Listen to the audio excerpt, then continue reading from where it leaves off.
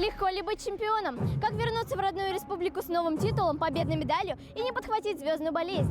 В Центре спортивной подготовки Республики Башкортостан имени Риммы Баталовой запускают обратный отсчет 70 дней до начала первенства мира по спортивной борьбе среди юниоров в Уфе.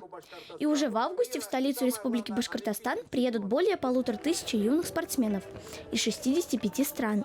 Ты 8 лет занимаешься борьбой. Скажи, пожалуйста, как и кто тебя привел в борьбу и как ты увлекся этим прекрасным видом спорта? В борьбу меня привел папа. Глава республики Ради Фаритович Хабиров также поздравил ребят с таким знаменательным днем.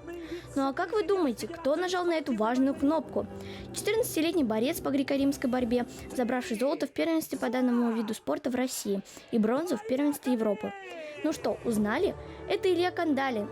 Этот юноша очень целеустремленный, ведь у него в планах участвовать в Олимпийских играх. Так что ждем нашего земляка там, как только возраст достигнет доступного. Кстати, Илья дал нам небольшое интервью.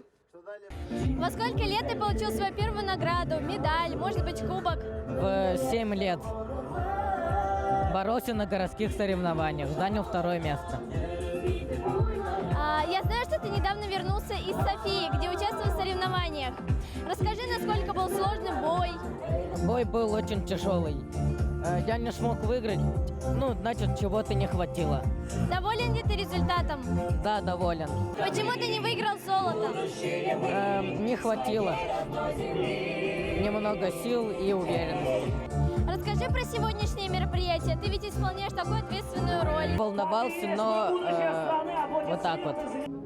Илья, чем хороша греко-римская борьба?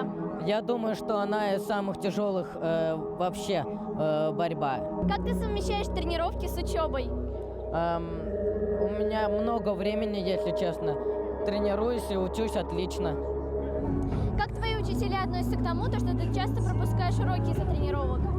Одни относятся положительно к этому, потому что я приношу после своих тренировок, после этого труда золото, медали и так далее. Лейла Хамидуллина, Илья Кандалин, специальный горы новостей.